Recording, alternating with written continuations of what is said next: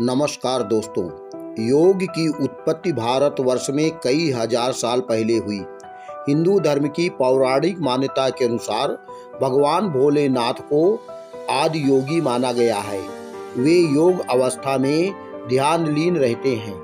इसी मान्यता के अनुसार भगवान शिव ने इस योग विद्या को हजारों साल पहले 7 ऋषियों में साझा किया था, क्योंकि इतने बड़े योग ज्ञान को एक व्यक्ति के पास रखना संभव नहीं था।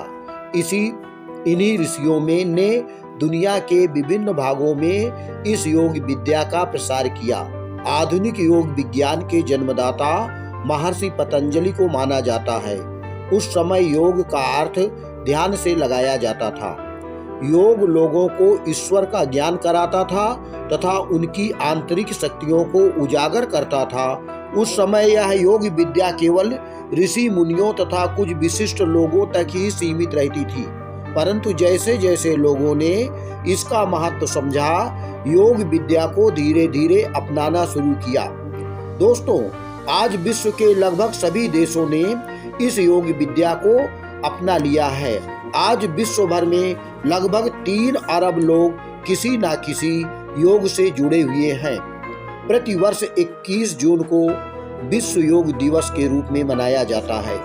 दोस्तों, आइए जानते हैं हम योग के लाभ।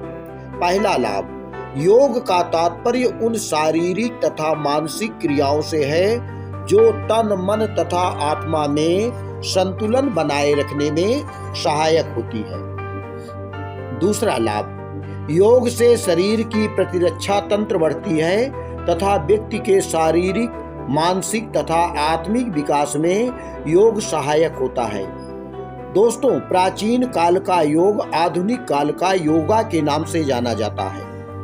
तीसरा लाभ, योग शरीर के पाचन तंत्र को सुदृढ़ करता है तथा रक्त संचार और शरीर के विभिन्न अंगों को सुव्यवस्थित रूप से संचालित करने में मदद करता है। चौथा लाभ, योग करने से हमें शाम के समय योग करने से हमें अच्छी नींद आती है, जबकि प्रातः काल योग करने से दिन भर हमारा शरीर और मन स्वस्थ बना रहता है। हमें आंतरिक शक्ति तथा आनंद की अनुभूति होती है। पांचवा लाभ, योग से हमारा मस्तिष्क एकाग्र रहता है। हमारे मन में सुंदर विचारों का उदय होता है। योग शरीर को स्वस्थ, लचीला तथा बलशाली बनाए रखने में सहायक होता है। दोस्तों, योग के और भी बहुत से लाभ हैं।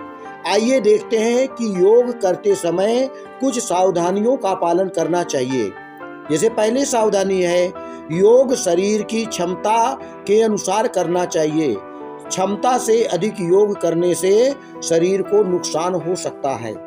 जैसे बहुत से लोग योग करते समय अपनी शरीर की क्षमता को नहीं ध्यान देते और क्षमता से अधिक योग कर देते हैं, बाद में उनको नुकसान होता है। दूसरे सावधानी, नियमित योग करने की आदत जब बन जाती है, फिर किसी दिन अगर किसी परिस्थिति बस योग न करना पड़ा या कुछ दिन का अंतराल पड़ जाता है, उस समय शरीर बिल्कुल अलसाया रहता है, फिर शरीर को हानि होती है।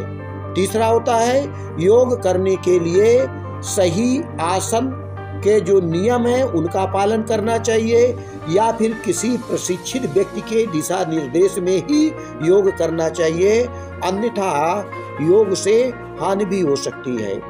चौथा, ये जब शरीर रोग से ग्रसित हो, हम बीमार हों और चलने फिरने में असमर्थ हों, ऐसी स्थिति में बड़े योग नहीं करना चाहिए, जिससे हमारे शरीर को नुकसान हो। दोस्तों, इन कुछ परिस्थितियों को छोड़कर बाकी अवस्थाओं के लिए योग हमारे लिए बहुत उपयोगी है।